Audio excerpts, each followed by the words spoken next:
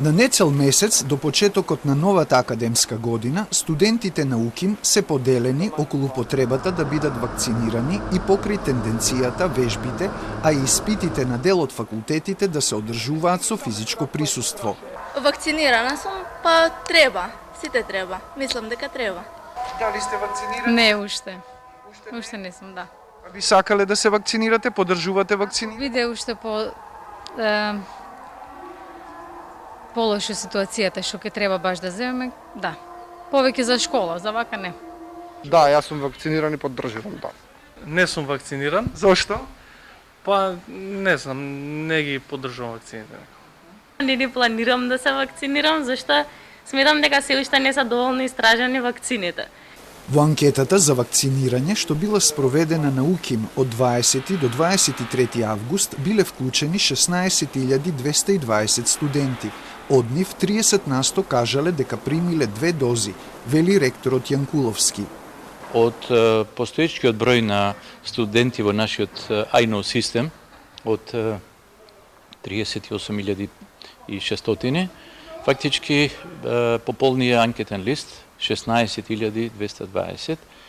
Од тие 16.220 видовме, односно направивме анализа на тие податоци, дека 30%, односно 4.880 студенти се вакцинирани со прва и со втора доза на вакцина, а 1.900 се вакцинирани само со една доза. А според податоците од пред еден месец, само 150 професори не биле вакцинирани. Најголемиот број млади, кои починаа од актуелниот четврти бран од пандемијата, биле невакцинирани, рече денеска министерот за здравство Филипче.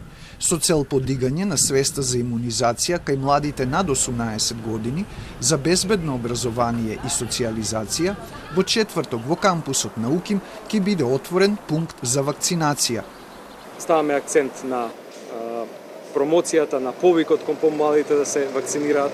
Во четврток ќе се отвори и пункт во рамките на кампусот на Универзитетот Кирил и Методи, каде што со кадрот од универзитетската амбуланта ќе се врши вакцинација и на помладите. Обезбедени се 2 големи простори на економскиот факултет.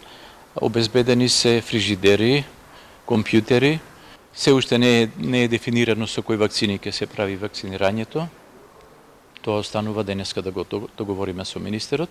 За одржување настава од 1 октомври, секој од факултетите ќе одлучи што ќе се одржува со физичко присуство, а што ќе оди онлайн.